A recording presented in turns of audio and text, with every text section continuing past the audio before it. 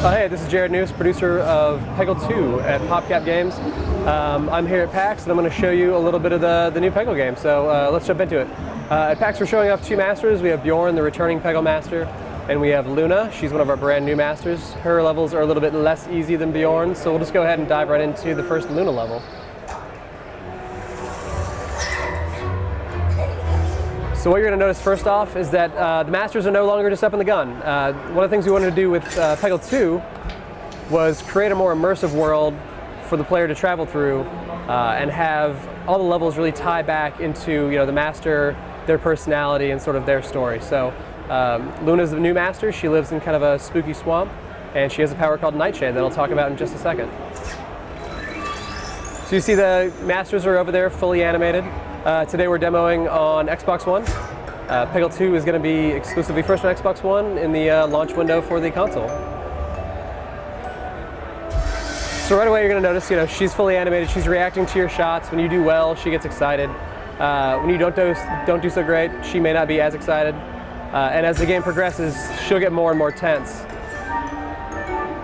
We've activated Luna's special power, and so you're going to see her transform in just a second. So now we are in Nightshade, and what Nightshade does is something very different for Peggle Master Powers. It takes all the blue pegs on the board and turns them into what we call ghost pegs. So ghost pegs can be shot directly through, and so you'll see when I shoot this ball, it is going to go through all the blue pegs and hit only orange and green pegs. What that enables you to do is a couple different things. If you just want to kind of cruise through the levels and progress through the campaign, it's a really nice way to be able to clear out difficult to reach orange pegs.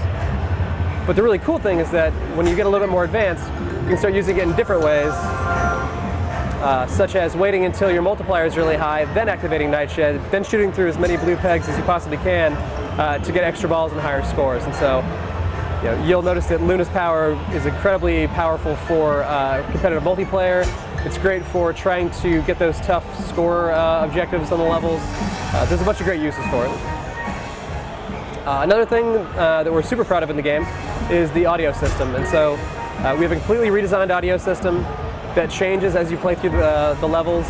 As you get closer to either finishing a level or as you're running out of balls, the audio system is going to shift in tone and kind of change and become a little bit more tense than it otherwise would be. So I am not playing this particularly well,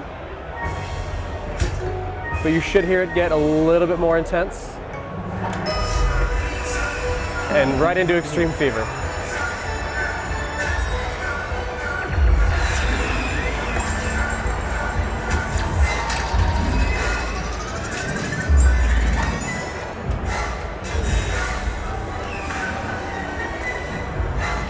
So there's a couple things I should point out. One is the extreme fever music for Luna is very different from Bjorn. So Bjorn still has Ode to Joy. That's an integral part of the game that we wouldn't dream of taking out. But we do have brand new fever music for all of the masters that we're doing now. So you'll hear that their unique soundtracks build kind of an intensity towards whatever their fever music is. So it's a really seamless integrated experience in the game. You also notice that there's a bunch of optional objectives at the end of the level.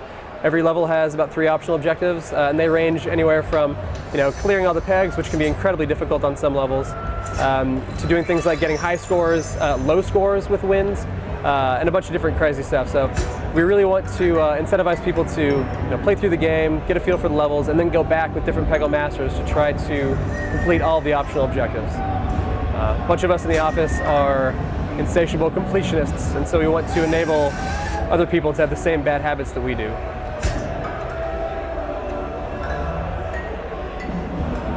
There's a lot of little touches in the game that are super cool that it may not be super apparent at first, but you'll pick up over time.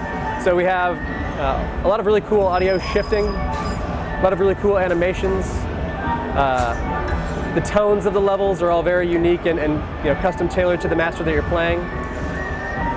So again, Luna has a very Sleepy Hollow kind of a vibe, whereas Bjorn is taking you on a tour through the Peggle Institute.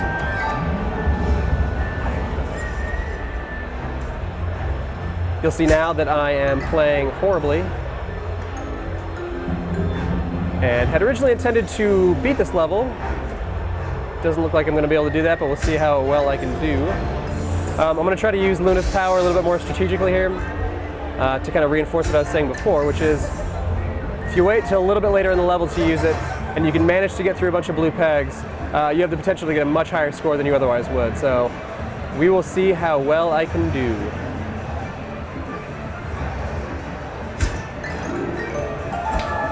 So an extra ball, that's exactly what I was trying for, because I am amazing at Peggle. Yep. And the free ball. Again, you can hear the music. Let's pick it up, it's getting a little bit more intense. Let's pretend that shot never happened. Just move right past it. And so I lost. You get to hear our awesome level losing music.